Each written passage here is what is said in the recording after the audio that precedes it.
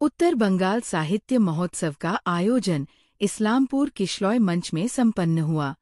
इस उत्तर बंगाल साहित्य महोत्सव में उत्तर बंगाल के विभिन्न जिलों के कवियों और लेखकों ने न सिर्फ शामिल हुए बल्कि उन्होंने अपने काव्य निबंधों का मंचन भी किए हैं। इस मौके पर इस्लामपुर नगर पालिका के चेयरमैन कन्हैयालाल अग्रवाल ने इस सम्मेलन में भाग लेने वाले साहित्यकार और कवियों को नगर पालिका की ओर से शुभकामनाएं दिए हैं।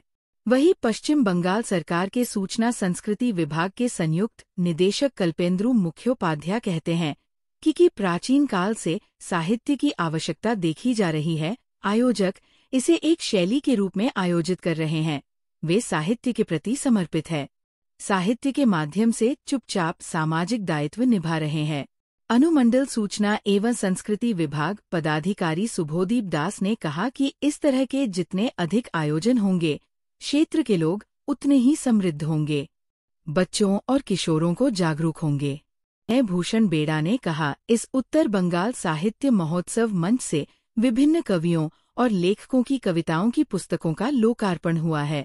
इस अवसर पर इस्लामपुर नगर पालिका के चेयरमैन कन्हैयालाल अग्रवाल, पश्चिम बंगाल सरकार के सूचना एवं संस्कृति विभाग के संयुक्त निदेशक कल्पेंदु मुखोपाध्याय, संभागीय सूचना एवं संस्कृति विभाग के अधिकारी शुभोदीप दास सहित रविवार के साहित्य अड्डा के संपादक डॉक्टर विनय भूषण बेड़ा, प्रख्यात कवि एवं साहित्यकार निशिकांत सिन्हा समेत अन्य गणमान्य लोग उपस्थित थे।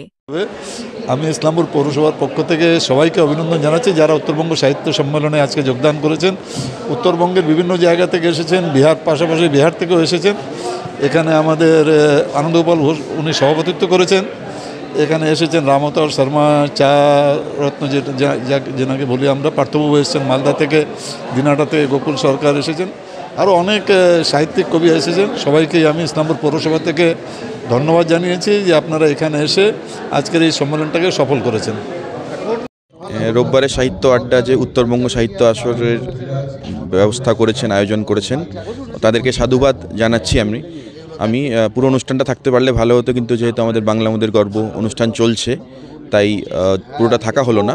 যাই হোক, এই অনুষ্ঠান এই ধরনের অনুষ্ঠান যত বারবার হবে তত এলাকার মানুষ উপকৃত হবেন। বিশেষত এলাকার যারা শিশু কিশোর রয়েছেন তারা আলোকিত হবে। তারা নিজেদের, আমরা বলি না মাতৃভাষা মাতৃদুগ্ধের সমান, তো নিজেদের মাতৃভাষা সম্বন্ধে, মাতৃভাষা সাহিত্য সম্বন্ধে জানতে পারবেন, যার ফলে তারা নিজেরা ঋদ্ধ হবে, তাদের ভবিষ্যৎ আরও সুন্দর হয়ে উঠবে। তারা নিজেরা নিজেদের মতন করে চিন্তা করতে পারবে, নিজেদের সংস্কৃতির বিকাশ তারা নিজেরা করতে পারবে, যার ফলে তারা নিজেরা আরও নিজেদেরকে আরও উন্নত মানুষ হিসেবে গড়ে তুলতে পারবে।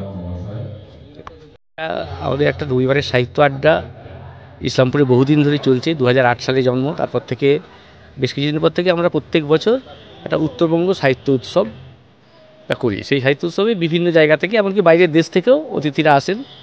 অতিথি মানে যারা সাহিত্যের সঙ্গে যুক্ত, লেখালেখি করেন, সাহিত্য ভালোবাসেন, যাদের বিভিন্ন বইপত্র আছে বা প্রকাশক, এই ধরনের লোকদের আমরা নিমন্ত্রণ করি। তাদের মধ্যে কিছু কিছু জনকে আমরা বিশেষভাবে সম্বর্ধনা জানাই। প্রত্যেক বছরের মতো সেই ঐতিহ্য মেনে এবছরও সেই পর্বটা চলছে। এবং এরপর আরেকটা পর্ব থাকে যেখানে প্রত্যেকে নিজের নিজের লেখা স্বরচিত যেসব সৃষ্টি সংবাদ, কবিতা, গল্প, সেগুলো পাঠ হয়। এটা প্রত্যেক বছরই হয়, এবছরও সেই অঙ্ক হিসেবে চলছে। না, অন্যবারে বাংলাদেশ বা নেপাল থেকে আসে, এবছর বাংলাদেশের খুব একটা অস্থিরতার কারণে সেটা হয়ে ওঠেনি। আর নেপাল থেকেও এবারে যারা আমন্ত্রণ জানিয়েছিল ওনারা আসতে পারেননি, এনারা আসেন। আর এছাড়া আমাদের প্রতিবেশী রাজ্য বিহার থেকে কিছু আসেন। আর আমাদের রাজ্যের মধ্যে কুচবিহার থেকে আরম্ভ করে মালদা, কলকাতা থেকেও কখনো কখনো কেউ কেউ আসেন। তাই এবারে মোটামুটি কুচবিহার থেকে মালদা পর্যন্ত বেশ অনেকে সাহিত্যিকরা, কবিরা এবং যারা পত্রিকা প্রকাশ হয়েছে। হ্যাঁ, এখানে আমাদের ইসলামপুরেরই মনোনীতা চক্রবর্তী একটা ডাক পত্রিকা প্রকাশ করে, তার সেই পত্রিকাটা প্রকাশ হয়েছে। ডাকঘর নিয়ে এবারের তার থিম ছিল, এটা হয়েছে। আর আমাদের অনুষ্ঠানের স্মরণিকা তো আছেই। হ্যাঁ, কয়দিন চলবে?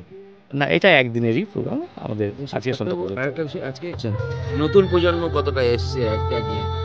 হ্যাঁ, নতুন প্রজন্মের মধ্যে একটু নতুন প্রজন্মের ঘাটতি দেখা যাচ্ছে, এটা ঠিক, এটা আমাদের একটা ব্যর্থতাও বটে বলা যায়, যে আমরা নতুন প্রজন্মকে হয়তো সেভাবে আকৃষ্ট করতে পারছি না। তবে একদমই যে আশাব্যঞ্জক নয় তা নয়, কিন্তু কেননা চোপড়া থেকে, দাসপাড়া থেকে বেশ কিছু নবীন ছেলেমেয়েরা এসেছে যারা লেখালেখি করছে, এবং তারা আমাদের এই সংস্থাটার মাধ্যমে তাদের আমরা একটু তুলে ধরার চেষ্টা করছি, তারা যাতে একটা পাদপ্রদীপের আলোয় আসতে পারে।